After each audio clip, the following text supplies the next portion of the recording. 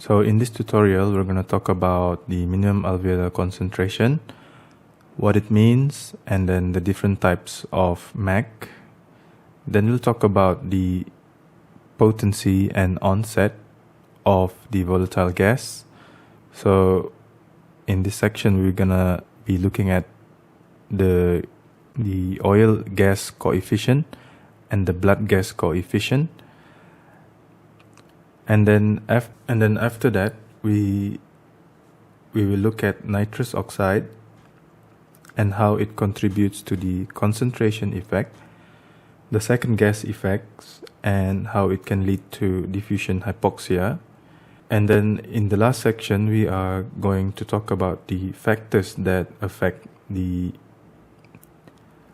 alveolar pressure of the volatile agent. So in this section, we're going to look at how inspired concentration, ventilation, FRC, cardiac output increase the onset of the effect of the volatile gas. First, we'll talk about the concept of MAC. MAC is defined as the minimum alveolar concentration at steady state that prevents a reaction to a standard stimulus, i.e. a skin incision, in 50% of patients at 1 atmosphere, i.e. at sea levels. So that is the short definition for MAC.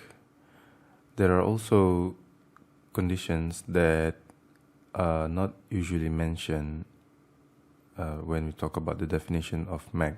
So the patient conditions is a 40-year-old man, healthy, fasted, rested, and the stimulus criteria is a 1 cm surgical incision of the forearm. And the response criteria is that the movement must be purposeful in response to the painful stimulus. And MAC is good measure for anesthetic depth, and it correlates with very high likelihood of hypnosis and amnesia, and allows comparison of drug potency. And apart from atmospheric pressure and at steady state, the drug condition must be that there is no pre-medication used. Here we have the different MAC for different anesthetic agents. So you've got your nitrous oxide here with the highest MAC of 105, and down below is halothane, which has a MAC of 0.75, and on top of it is isoflurane with a MAC of 1.17. So the minimum alveolar concentration MAC for sevoflurane required to prevent movement in response to surgical incision in healthy patient is 1.8%. But then when we dial on the vaporizer, it's not necessarily 1 or exactly 1, so, and then we don't exactly get the MAC that we want, so sometimes we have to dial higher. So how does this work? I mean, why is it not the same? So we can think of it like currency exchange. So today $1 is equivalent to about 1.39 Brunei dollars, and that's also equal to about 4.4 Malaysian ringgit. And so if we look at the problem in terms of MAC, so 1 MAC corresponds to 1.8% of sevoflurane. And if we look at the other anesthetic agents, such as isoflurane, it's about 1.17%. So 1.17% for isoflurane. And to achieve 1 MAC for nitrous oxide, you need like 105%. 105% for nitrous oxide, which is actually quite a high amount. And then when we practice, right? So we get this number on the screen, so MAC of 1, but it doesn't necessarily correspond to the amount of anesthetic that we dial or that we set in the vaporizer. So how does the machine get this number here? Okay, so this is the graph that connects the MAC, the age, and as well as the end-tidal anesthetic agent, ETAA, for sevoflurane. So for a person with an age of 40, and then to achieve a MAC of 1, right here, draw a line from that age, here, 40, and then you connect that to the end expired anesthetic agent, and you get 1.8. And usually in practice, we always set things, we always look at this number here, 1.0. Whereas if you want to be more accurate, you can actually look at the end-tidal anesthetic agent, which is here. And then you will then know what MAC it actually is, because in the older machines, you don't really have a setting for age. So for younger people, they actually require more. So for example, for a 10-year-old, in order to achieve a MAC of 1, you actually need about 2.2% end-tidal anesthetic agent. And this is actually different also if you were to add in the mixture nitrous oxide, so higher concentration and a slightly lower concentration, so 67% and 50%. And as you age, as you get older, you require less amounts of anesthetic agent. So this is the graph for sevoflurane, and then you have other graphs also for isoflurane and desflurane. So as you can see, isoflurane requires a much lower end-tidal anesthetic agent in comparison to desflurane, which is about the highest of 14 here. And for sevoflurane, it's about 3.8. So there are various types of MAC or subdivisions of MAC. So you have your standard definition, which is the one that prevents skeletal movements in 50% of patients. Then you have your MAC awake, which is the MAC at which 50% of patients will respond to command, such as open your eyes. Then you have your MAC bar, which stands for the block adrenergic response. And this is the MAC that's necessary to block adrenergic response to skin incision, causing an increase in heart rate or an increase in blood pressure. So if you were to plot the different definitions of the MAC into a graph, you would get something like this with 3 lines. So a MAC of 1, which is the standard definition of that's commonly used. So the 50% of patients don't move with a standard surgical stimulus. And then at about 0.3, you get your MAC awake, which is actually quite low compared to the standard definition of the MAC. And then you've got your MAC bar, so block adrenergic response, which is about twice the standard definition of the MAC. So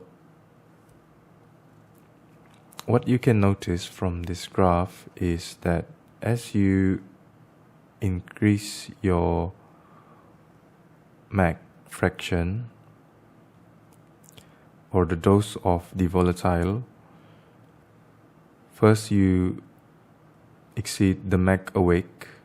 So the MAC awake you exceed, and then you reach the MAC for skeletal muscle movement. Then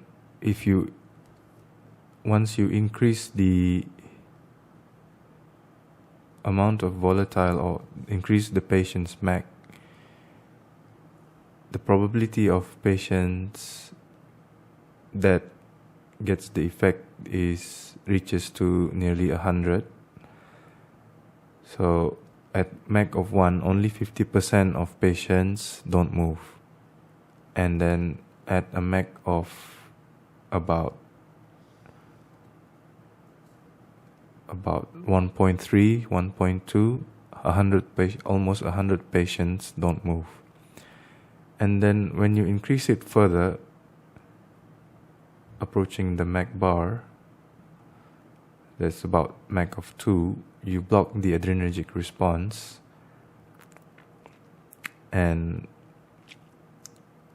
if you go so much higher, about 100% of patients will not show any adrenergic response. So that's about beyond 2. Consider also the effects of the other drugs that interact with MAC. So you've got your analgesics, ketamine, opioids, so they provide some analgesia as well as some sedative effect.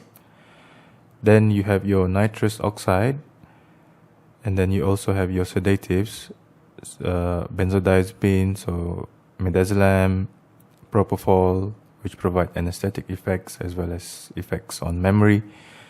And so not necessarily you have to target a MAC of 1. Sometimes, depending on the situation, you would need to reduce MAC, perhaps because of blood pressure, unstable patient, and so knowing this, therefore you can actually target a much lower MAC. This graph shows the EC50, or you can say effective dose 50%, that produces 1 MAC. 1 MAC is equivalent to ED50 in pharmacological terms.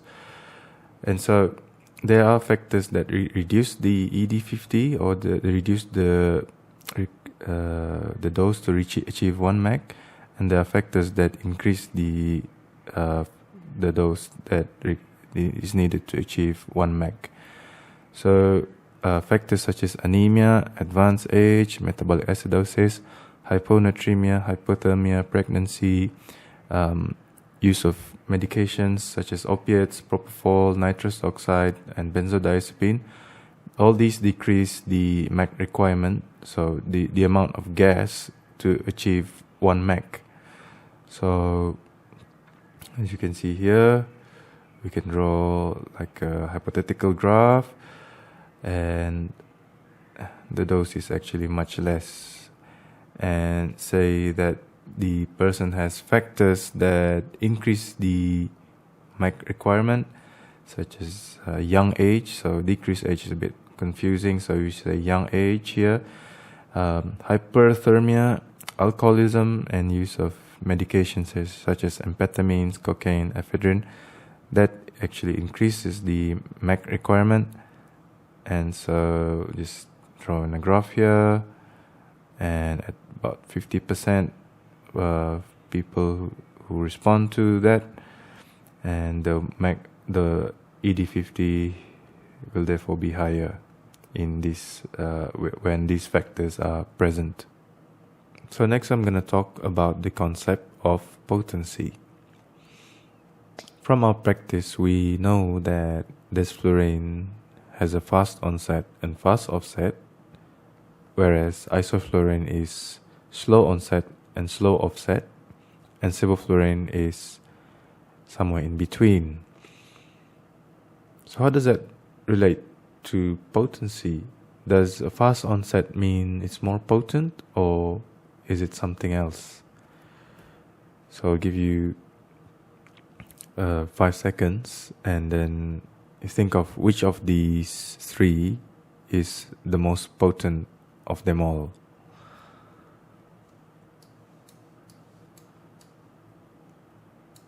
So the most potent is isoflurane.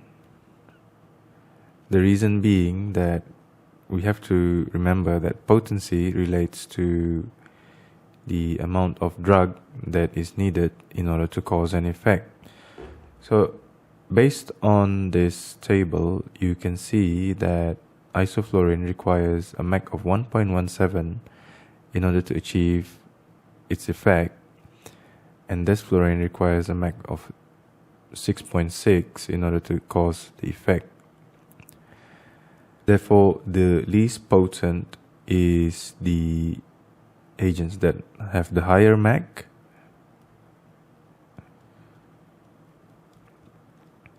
and then the more potent agents are the ones that with lower MAC.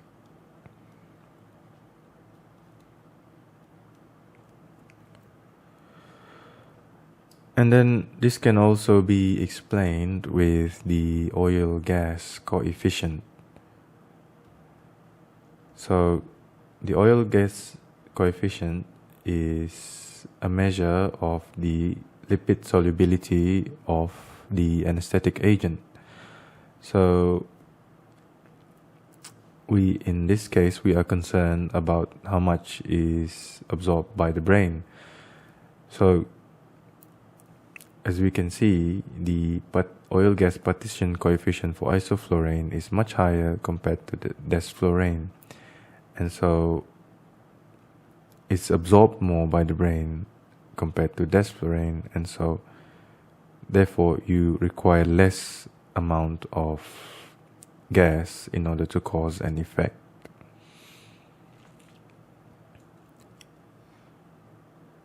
But then how come desflurane has a faster onset compared to isoflurane? So when we talk about onset, we talk about the blood gas partition coefficient. So blood gas partition coefficient tells you the solubility of the agent to blood.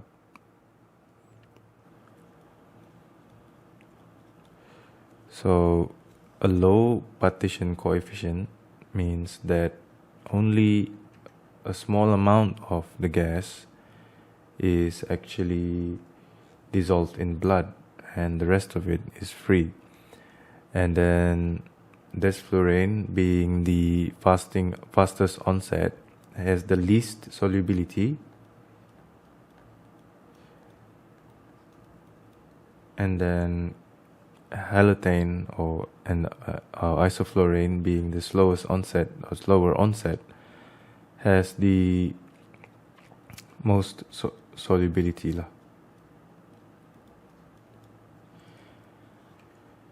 And when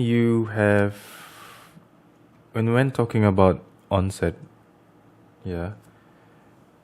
you sort of look at this, have this assumption where the pressure in the alveolar is signifying the pressure at the brain.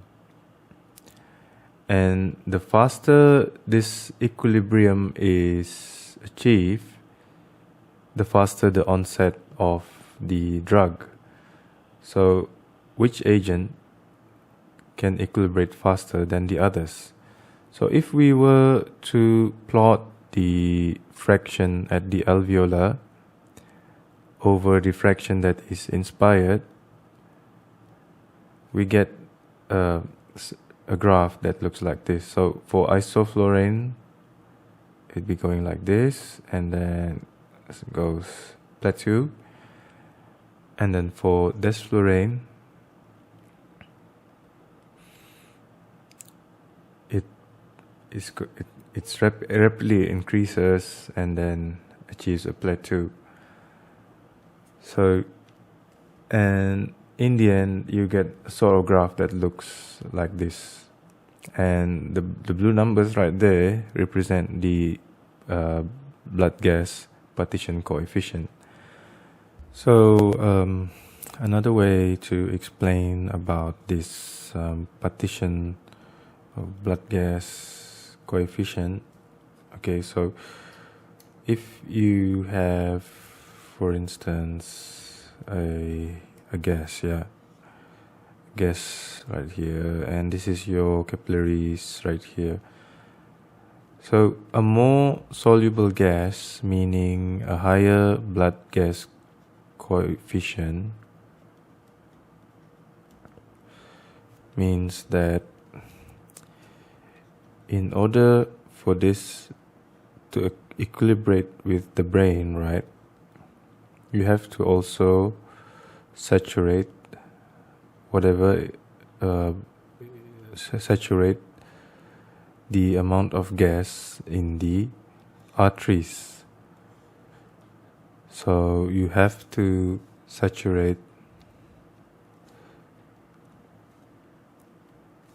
this one first before this one builds up, okay, and then this one will reflect the pressure in the brain. So a very soluble gas, a lot of it will be dissolved in the blood at first instance, so high blood gas partition coefficient. And so as a result of that, the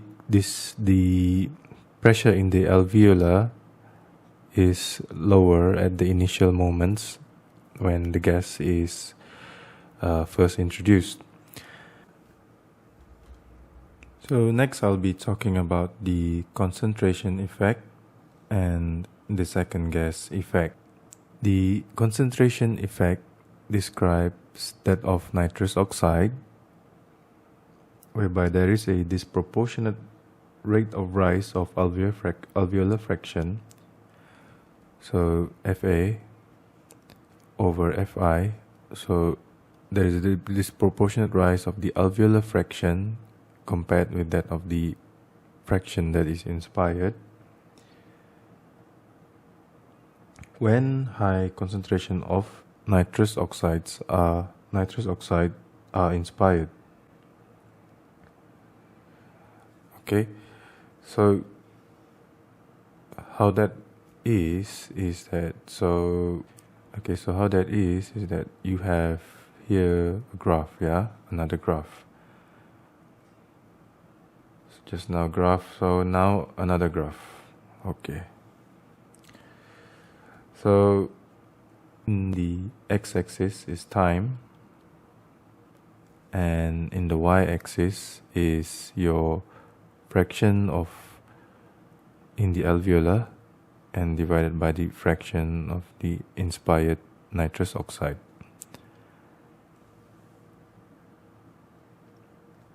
So you have two concentrations. So here is time 0. So the first concentration, which is 20%, we see that it rises like this, so something like that. And then the second concentration, we notice a more rapid rise in the alveolar fraction, but eventually it reaches the plateau. And same also with this one, it will eventually reach the plateau. And so when we look at a specific time, which is at the very beginning of when the nitrous is inhaled, and we look at the fraction inspired, we find that a higher concentration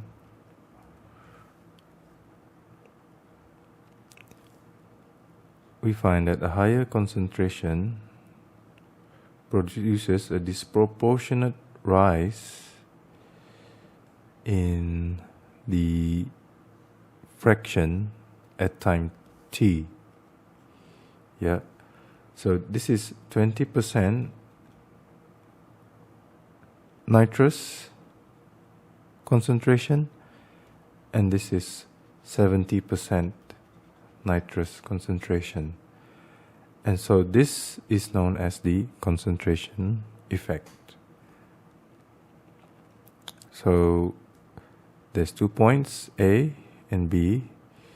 So the FA over FI at point B is at point A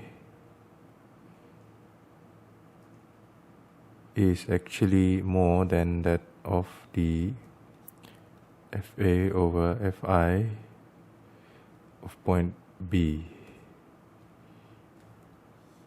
So higher and a bit lower here.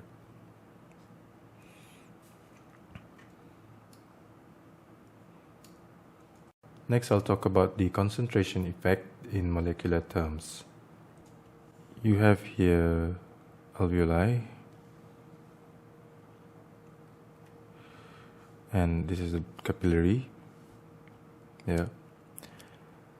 And then say that, okay, you're using nitrous and it's 20% only. So nitrous comes in, nitrous oxide, and it is rapidly uptaken into the bloodstream. And this rapid uptake causes a void, or something like a negative space. And this causes a pull of whatever gas is inspired into the alveoli, okay, or like a pressure gradient. And so this then creates that pull, and then it's rapidly uptaken, and then the cycle goes on. So if you were to use a much higher dose of nitrous oxide, so 70% nitrous oxide, so this void effect will be even higher magnitude, and so you will suck in more nitrous oxide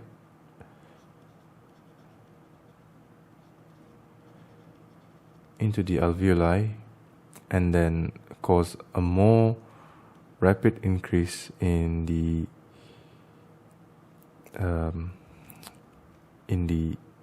alveolar fraction, so on the alveolar pressure.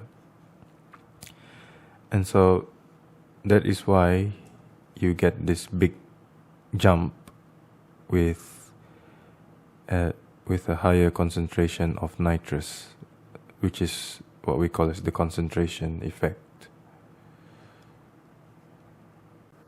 So instead of using the word void, I know it's something that I made up, you can also use the word pressure gradient.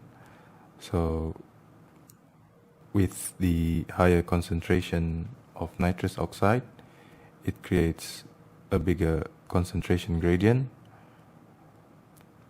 between the fraction inspired and the alveolar space, and so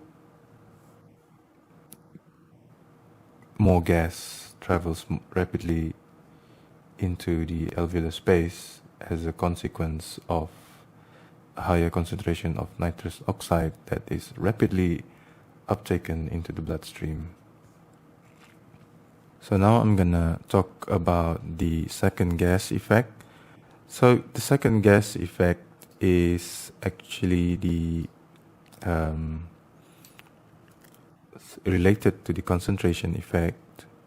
So just like what I've explained just now, with the rapid uptake of nitrous oxide into the blood vessel. Yeah, so they rapidly go in here, nitrous oxide. So the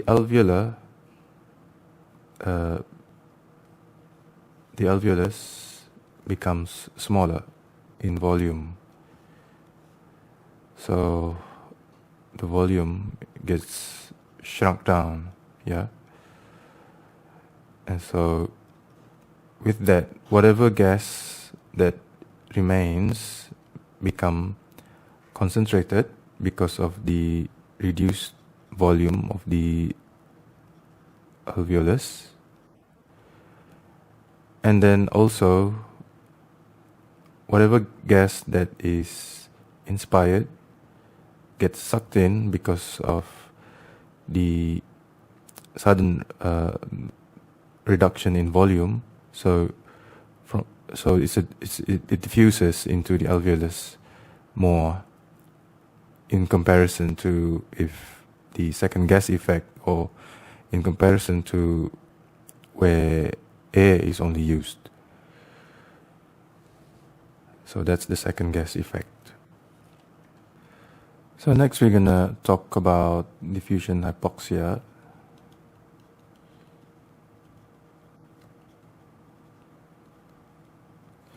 So, and this is again related to using nitrous. So we've suddenly cut down nitrous, and so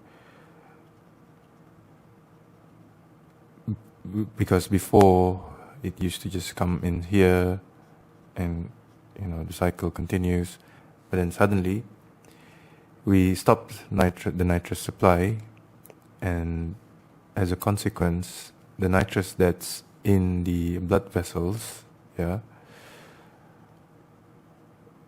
diffuse into the alveolus, and this dilutes whatever gas that is already present in the alveolus at that time. And so one of the gases there is oxygen. So when the diffusion occurs, you dilute the oxygen, and so the partial pressure of oxygen actually goes down. So you can avoid this by using 100% oxygen inspired when you cut off or when you reduce your nitrous oxide, so that there's more oxygen in the alveolus, and that actually counters the effect of the diffusion hypoxia. We've talked about the concentration effect and the second gas effect. Other factors that impact on the alveolar pressure, and therefore the partial pressure in the brain of the volatile gas, are inspired concentration, alveolar ventilation, FRC, and the cardiac output. So in terms of the inspired concentration, this is pretty self-explanatory. A high inspired concentration leads to a rapid rise in alveolar pressure, and so the onset of anesthesia is also rapid. So next we have alveolar ventilation. An increased alveolar ventilation results in a faster rise in the partial pressure in the alveolus, and therefore a rapid increase in the partial pressure in the brain. Then we have FRC, functional residual capacity. So a larger FRC will dilute the inspired concentration, and so the onset of anesthesia will be slow. And then in patients with a smaller FRC, they will have a faster rise in the alveolar pressure of the volatile gas, and so a faster onset of anesthesia. And then lastly, in terms of the cardiac output, a higher cardiac output will tend to maintain a concentration gradient between alveolus and pulmonary blood. And so this equilibration will be slow. So the partial pressure at the alveolus will rise slowly, and that will reflect also in the partial pressure in the brain. A low cardiac output favors a more rapid equilibration, and so the onset of anesthesia will be more rapid. However, this applies to agents that have a higher solubility to blood than those agents that are relatively insoluble.